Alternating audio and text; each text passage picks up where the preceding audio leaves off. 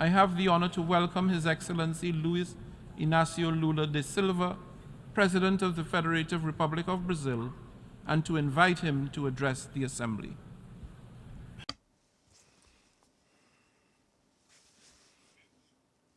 My greetings to the President of the General Assembly, Ambassador Dennis Francis from Trinidad, Tobago. It's a great pleasure to be preceded by the United Nations Secretary General Antonio Guterres. I greet each of the heads of state and government and delegates present. I pay homage to our compatriot Sergio Vieira de Mello and 21 other employees of this organization, victims of the brutal attack in Baghdad 20 years ago. I also wish to express my condolences to the victims of the earthquake in Morocco and the storms that hit Libya. Like what happened recently in the state of Rio Grande do Sul in my country, these tragedies have claimed lives and causing irreparable losses. Our thoughts and prayers are with all the victims and their families.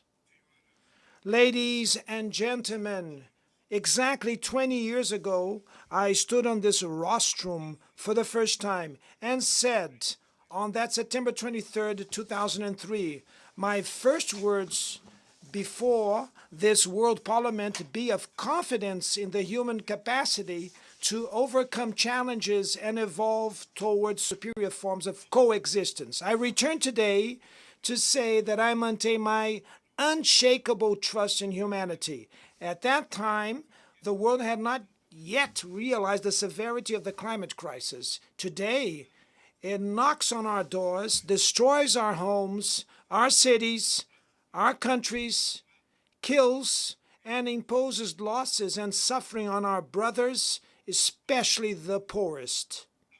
Hunger, the central theme of my speech at this World Parliament 20 years ago, today affects 735 million human beings who will go to sleep tonight without knowing if they'll have anything to eat tomorrow.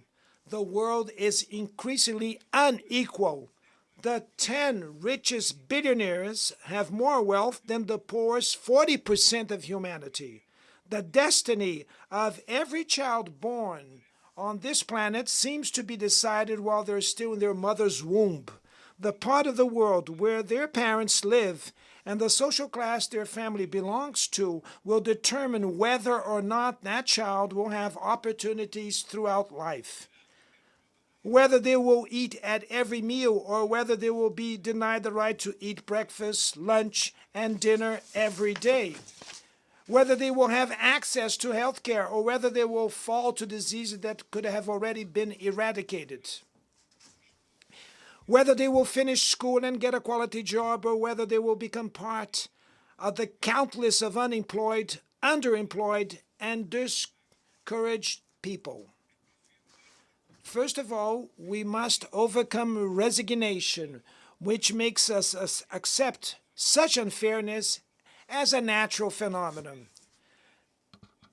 To overcome inequality, there's a lack of political will from those who govern the world in order to overcome inequality. Ladies and gentlemen, if today I return in the honorable capacity of President of Brazil, it is thanks to the victory won by democracy in my country. Democracy ensured that we overcame hate, misinformation, and oppression. Hope, once again, has won over fear. Our mission is to unite Brazil and rebuild a sovereign, fair, sustainable, supportive, with solidarity, generous, and a joyful country. Brazil is finding itself again with our region, with the world, and multilateralism. As I never tire of repeating, Brazil is back. Our country is back to make its due contributions.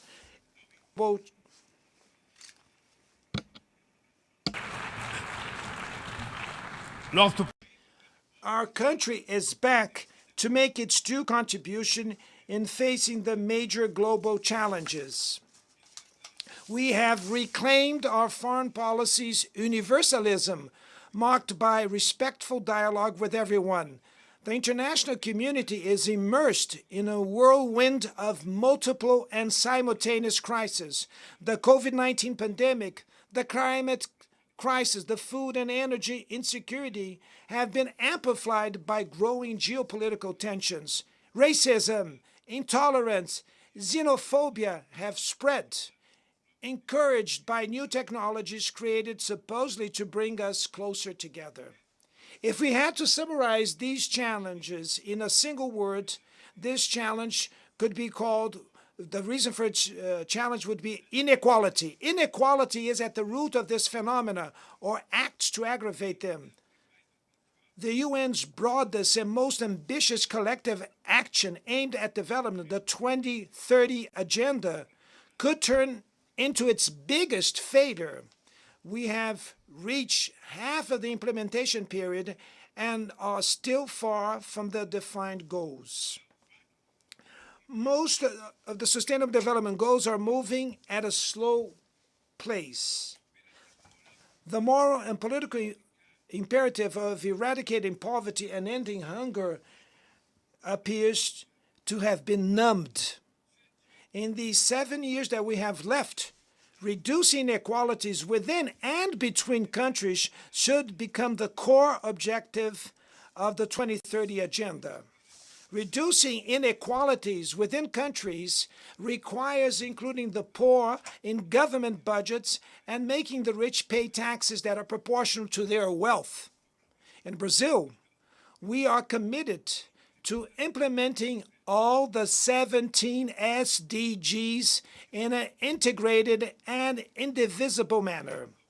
We want to achieve racial equality in Brazilian society through an 18th goal, which we will voluntarily adopt.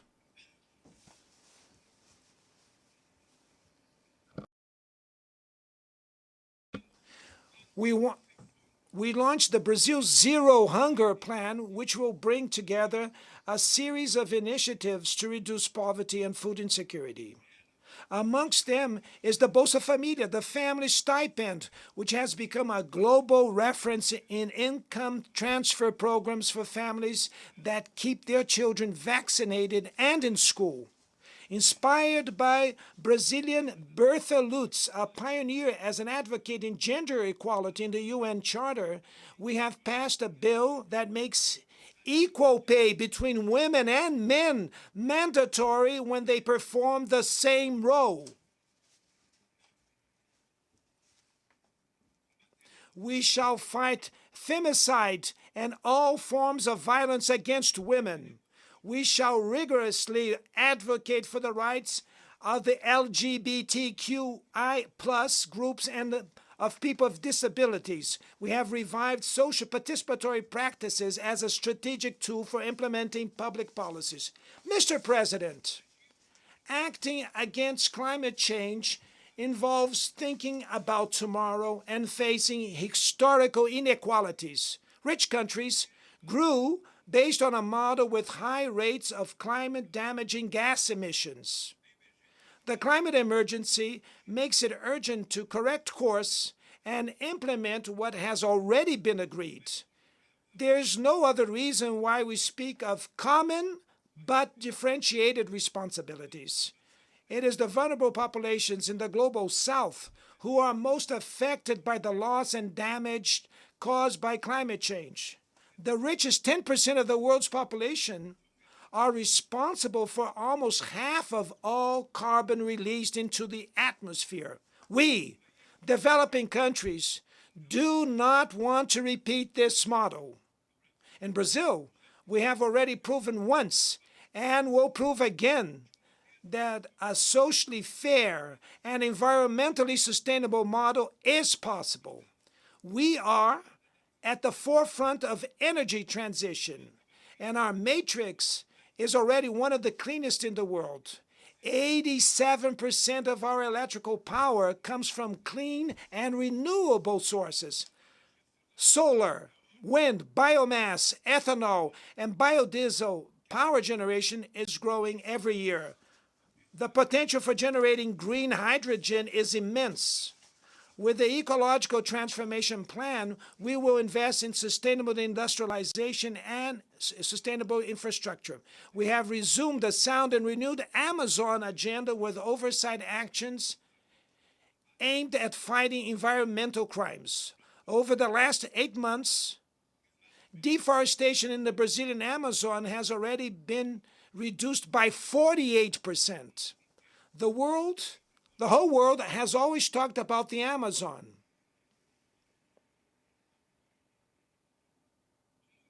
The whole world has always talked about the Amazon. Now, the Amazon is speaking for itself. A month ago, we hosted the Belém Summit meeting at the heart of the Amazon and launched a new collaboration agenda between countries that are part of that biome. There are 50 million South Americans living in the Amazon whose future depends on the decisive and coordination action of the countries that hold sovereignty over the region's territories. We all have also further dialogue with other countries that have tropical forests in Africa and Asia. We want to arrive at COP28 in Dubai with a joint vision that reflects, without any coaching, the priorities for preserving the Amazon, the Congo and Borneo Mekong basins based on our needs.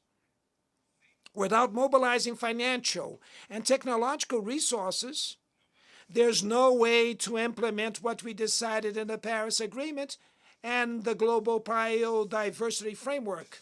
The promise to allocate $100 billion annually to developing countries remains just that, a long promise. Today, this amount would be insufficient for a demand that already reaches trillions of dollars. Mr. President, the principle on which multilateralism is based, that of sovereign equality between nations, has been eroding. At the main global governance levels, negotiations in which all countries have a voice and vote have lost momentum. When institutions reproduce inequalities, they are part of the problem, not the solution.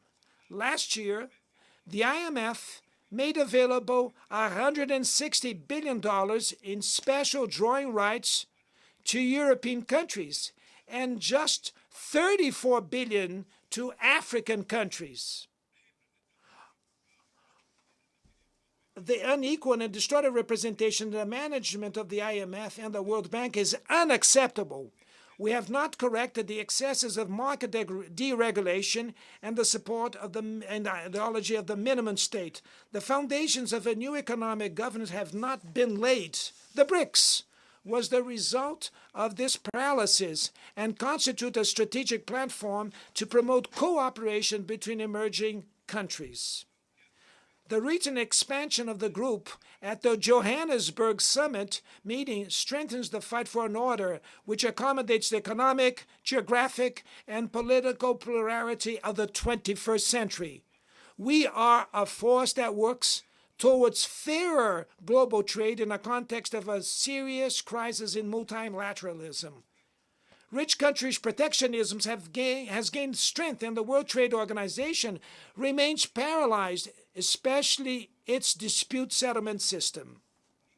Nobody remembers the Doha Development Round anymore. In the meantime, unemployment and precarious work has been undermining people's confidence in better times, especially the youth. Governments need to break away from the increasing dissonance between the voice of the markets and the voice of the streets. Neoliberalism has aggravated the economic and political inequality that plagues democracies today. Its legacy is a mass of disenfranchised and excluded people. Amidst the wreck, far-right adventures emerge who deny politics and sell solutions that are easy as they are wrong. Many have fallen to the temptation of replacing failed neoliberalism with primitive, conservative, and authoritarian nationalism.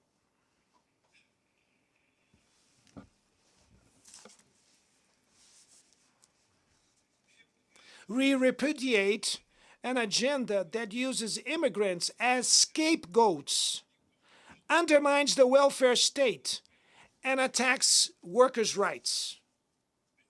We need to reclaim the best humanist traditions which inspired the creation of the UN. No relevant economical, social, active inclusion policies at cultural, education, and digital levels are fundamental for promoting democratic values and defending the rule of law. Preserving press freedom is essential. A journalist like Julian Assange cannot be punished informing society in a transparent and legitimate way.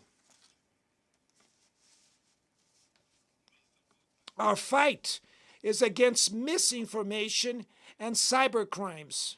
Apps and platforms should not abolish the labor laws we fought so hard for. Upon taking over as the chair of the G20 next December, we will spare no effort to place the fight against inequality in all its dimensions at the core of the international agenda.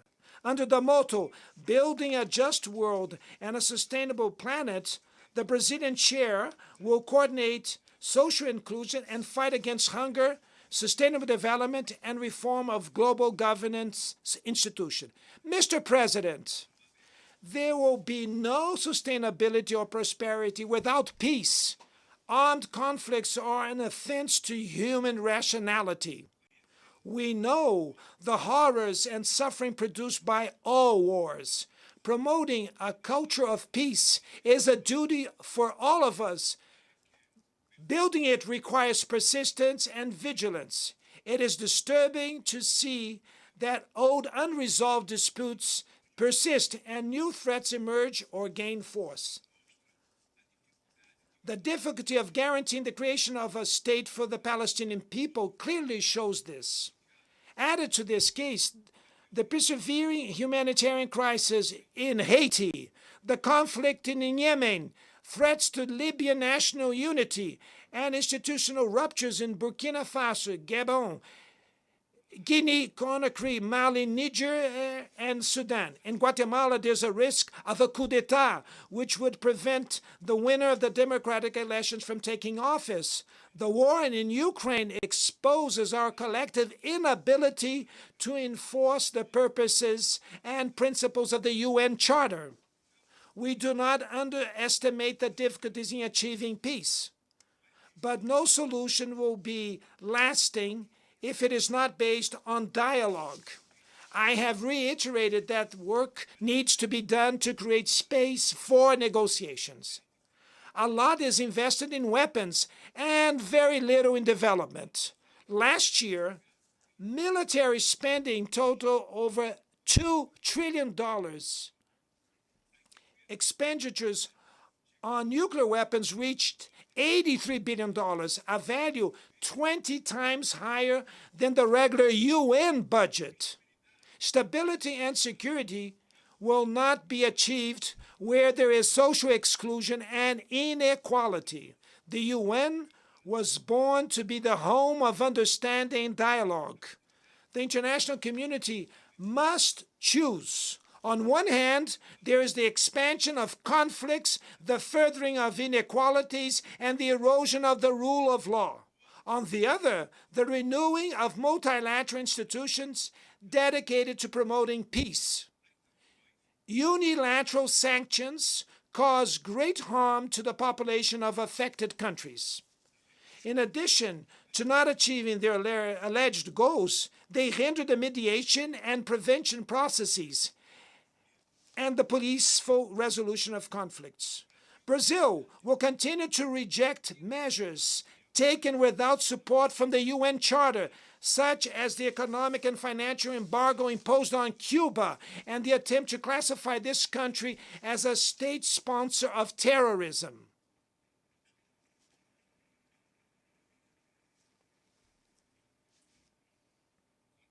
We shall continue to criticize any attempts to divide the world into zones of influence and reviving the Cold War.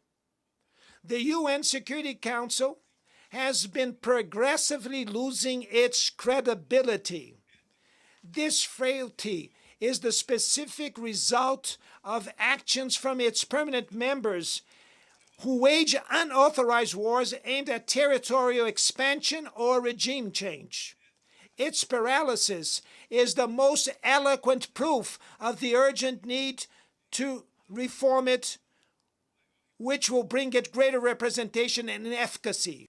Ladies and gentlemen, inequalities needs to inspire outrage over hunger, poverty, war, disrespect for human beings.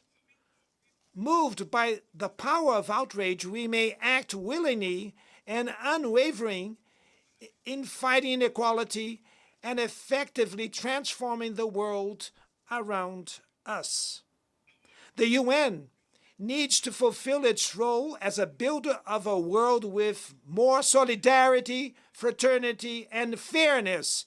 But it would only do so if its members have the courage to proclaim their discontent at inequality and work tirelessly to overcome it. And I will just to say thank you very much to all of you.